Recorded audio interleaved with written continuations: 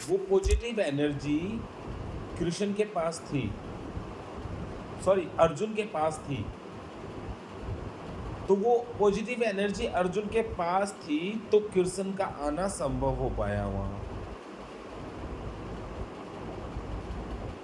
तो जिसके पास भगवान श्री कृष्ण है उसके पास सब कुछ है, राइट है। तो इस सारी बात का सार क्या है? पता है, बहुत एनर्जेटिक बात है ये। मेरे अंदर इतनी एनर्जी अभी आ गई है, कुछ 1-1.5 घंटे में। उसका कारण बस एक ही है, मैं फिर दोबारा से रिपीट कर रहा हूँ। हमारी औकात के हिसाब से परमात्मा ने हमें जो देना था वो दे रखा है। हमारी औकात इतनी ही है। जो अच्छा है बुरा है, माँ लड़ती है वो भी मेरी औकात के हिसाब से परमात्मा ने दे रखा है। बाप लड़ता है तो वो भी मेरी औकात के हिसाब से परमात्मा ने दे रखा है। भाई लड़ता है तो वो भी मेरी औकात के हिसाब से परमात्मा ने दे रखा है। परमात्मा बस एक ही कह रहा है कि तू जो डिजर्व करता है, तू जो तेरी अकॉर्डिंग ठीक लगता है वो मैंने तुझे दे रखा है। अब तू परेशान क्यों हो रहा है पता है? अब तू परेशान इसलिए हो रहा है कि जो मैंने तुझे दे रखा है तो उससे संतुष्ट नहीं है। जो तुझे चाहिए वो तू मुझसे मांग रहा है, इसलिए तू परेशान है। ये बात बहुत गहरी है। परमात्मा कह रहा है कि जो मैंने तुझे दे रखा है उससे तू संतुष्ट नहीं है, और जो तुझे चाहिए वो तू मुझसे मांग रहा है, और वो ना मिलने की वजह से तू घृणा में है, परेशानी में है, इसलिए तू परेशान है। जब तक तू मुझसे मांगता रहेगा मैं दूंगा नहीं तुझे। मैं तुझे तब दूंगा जब मुझे लगेगा तेरी औकात या तेरी एक वैल्यू उस लेवल की हो गई है। और वो वैल्यू तेरी, वो औकात तेरी कब होगी? उस लेवल की जब मैं तुझे कुछ दे पाऊं। परमात्मा बोल रहा है एक इंसान को। वो औकात कब होगी? वो औकात होगी जो नेगेटिविटी है, जो गलत हरकत है, जो गलत चीजें हैं, उसको तू बंद कर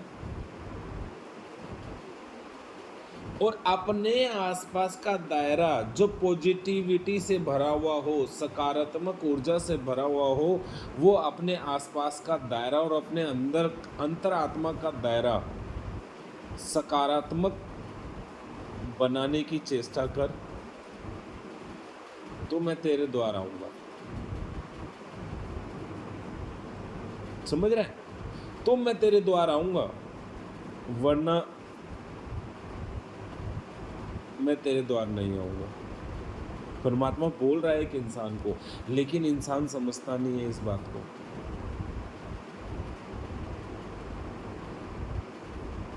समझ रहा है बात को? जब युद्ध हो रहा था, महाभारत का युद्ध होने से पहले भगवान श्री कृष्ण एक अपनी बेड पे, चारपाई पे लेटे हुए थे। समझ रहे हैं बात को?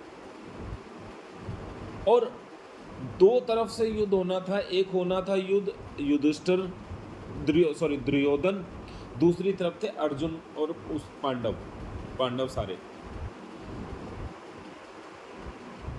तो वो सहायता लेने के लिए जाते हैं भगवान श्री कृष्ण के पास। भगवान श्री कृष्ण अपनी चारपाई पे, सैया पे सो रहे हैं।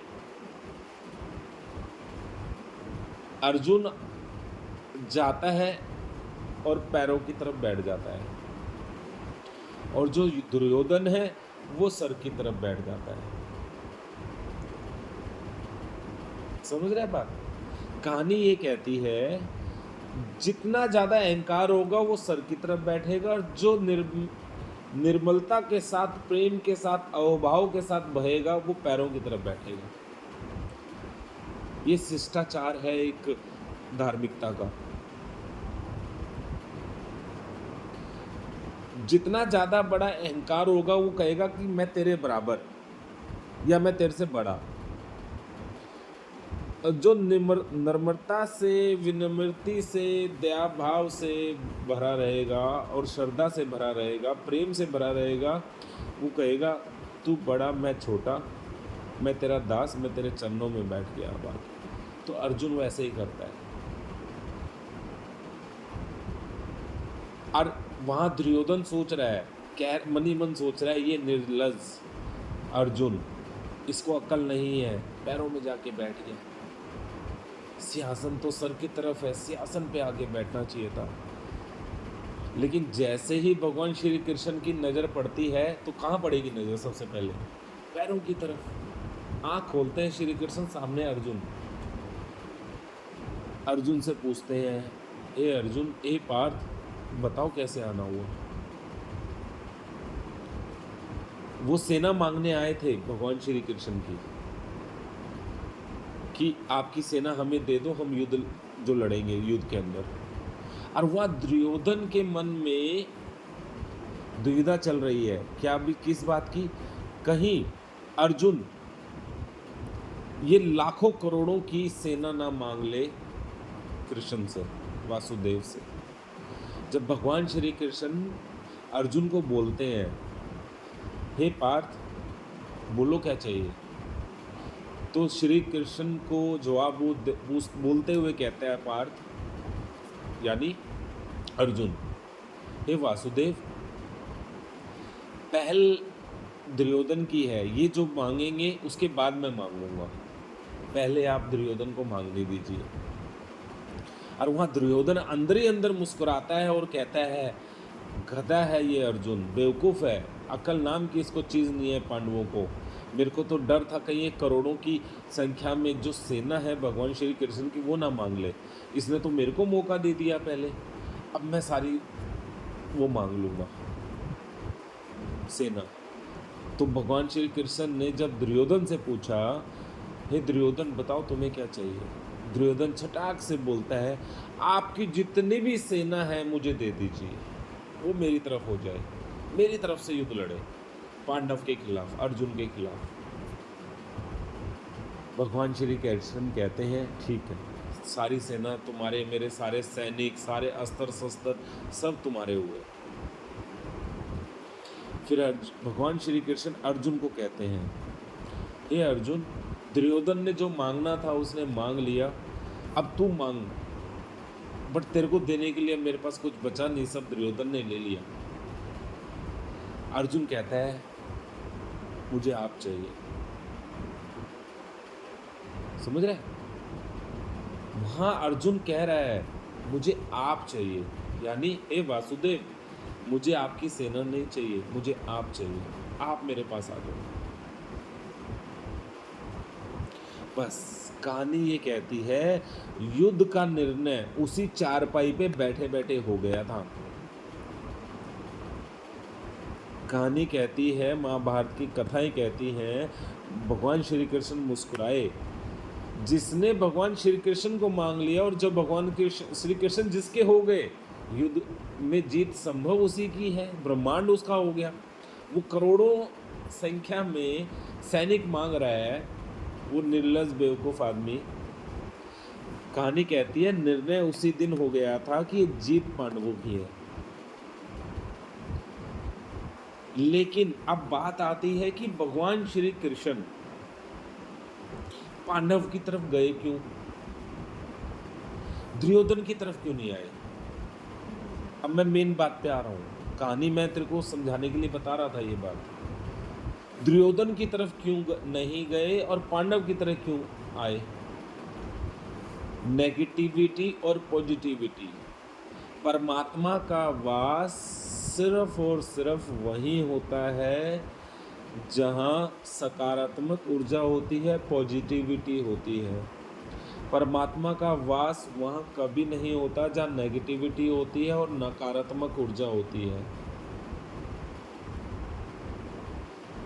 अपने अंदर द्वेष चल रहा है, झगड़ा चल रहा है, क्लेश चल रहा है, अपने अंदर शरीर में, अपने मन में तकलीफ़ चल रही है, शिकायत चल रही है, कंप्लेंट चल रही है, किसी के भी प्रति, परमात्मा के भी प्रति, तो वहाँ परमात्मा का वास हो नहीं सकता। उस हृदय में परमात्मा का वास नहीं हो सकता, असंभव है। परमात्मा कह रहा है कि मैंने तेरी औकात के हिसाब से तुझे दे रखा है और तू फिर भी शिकायत कर रहा है। अब अर्जुन के पास इतनी पॉजिटिविटी है, इतनी सकारात्मक ऊर्जा है, तो अर्जुन कह पाया है बड़े भाव से, अहोभाव से, कि मुझे कुछ नहीं चाहिए, मुझे सिर्फ आप चाहिए। तो अर्जुन के पास इतनी पॉजिटिविटी, इतनी सकारात्मक ऊर्जा है कि परमात्मा उसके हो गए। वहाँ अर्जुन कह रहा है जो मुझे चाहिए, जो मुझे मिलना चाहिए, हे वासुदेव, तूने सब मुझे दे रखा है। तेरा, आपका उसके लिए बहुत बहुत शुक्रिया, अहोभाग हो है मेरा। अब मुझे कुछ नहीं चाहिए, अब मुझे सिर्फ आप चाहिए, बस। बात सीधी